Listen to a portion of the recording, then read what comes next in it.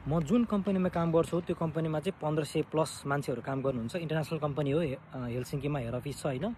अनि भर्खरै लेटली 1 हप्ता जति भयो एउटा न्युज आएको चाहिँ फिनल्यान्डबाट चाहिँ 288 क्लोज टु 300 जना मान्छे निकाल्दैछ भने वर्ल्ड वाइड गर्दा चाहिँ 350 भन्दा प्लस मान्छे चाहिँ निकाल्दैछ होइन।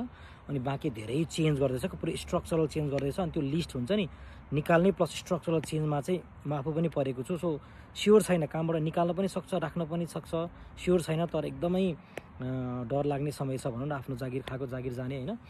अनि त्यो चाहिँ खास के कारणले गर्दा हो भन्दा चाहिँ हाम्रो चाहिँ सफ्टवेयर कम्पनी हो, ML machine learning model use गरेर चाहिँ प्रेडिक्सन्सहरू गर्छ होइन।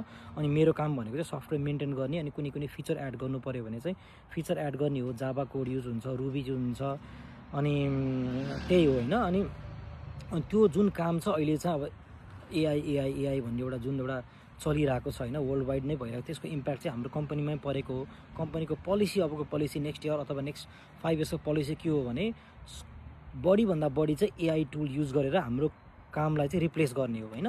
अनि यो मलाई थाहा थियो अलरेडी, हाम्रो काममा अलरेडी एआई युज हुन थालिसकेको थियो। मेरो काममा मैले एआई युज गर्छु।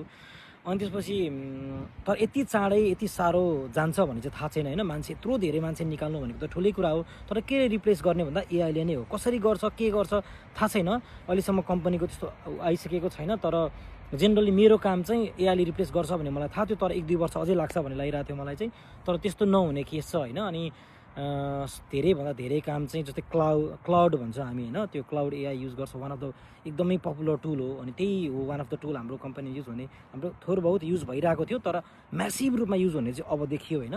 अब जसको टेक स्किल छ उहाँहरूले बुझ्नुहुन्छ होला। हामीले कुनै पनि एउटा चेन्ज गर्नु पऱ्यो भने गिटबाट कमिट गर्छौँ होइन, म्यानुअली कस्टम ब्रान्च क्रिएट गर्छौँ, बनाउँछौँ, आफ्नो पुस गर्छौँ, पछि मिल्यो भने मेन ब्रान्च अथवा मास्टर ब्रान्चमा पुस गर्छौँ।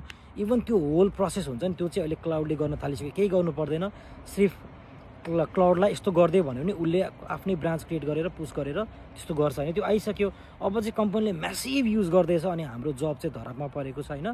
So I will let you guys know कहिले यदि मेरो जागिर गयो अथवा रह्यो भने भन्छु। तर अहिले चाहिँ फिनल्यान्ड आउँदै हुनुहुन्छ, अब आइटी पढ्दै हुनुहुन्छ भने चाहिँ मलाई लाग्छ फ्रन्ट एन्ड ब्याक एन्डको चाहिँ खासै फ्युचर छैन होइन। अब फुल स्ट्याकको खासै फ्युचर छ र मसिन लर्निङ एड गऱ्यो भने चाहिँ बरु केही फ्युचर होला। त्यही हो, एकदमै डार्क समय छ अहिले होइन। एक त वारले गर्दा जब छैन, त्यहाँमाथि एआईले गर्दा जब चाहिँ जाँदैछ होइन। सो अब त्यही टिप्स भनेको चाहिँ यदि त्यस्तो स्किल्सहरू गेन गरिदिनुहुन्छ भने चाहिँ एटलिस्ट एमएल एआई होइन धेरैतिर ढल्किनु भयो भने चाहिँ अलिकति स्कोप रहला। फुल स्ट्याक अथवा फ्रन्ट एन्ड ब्याक एन्ड यस्तो गर्दा चाहिँ स्कोप नरहन सक्छ भन्ने कुरा हो।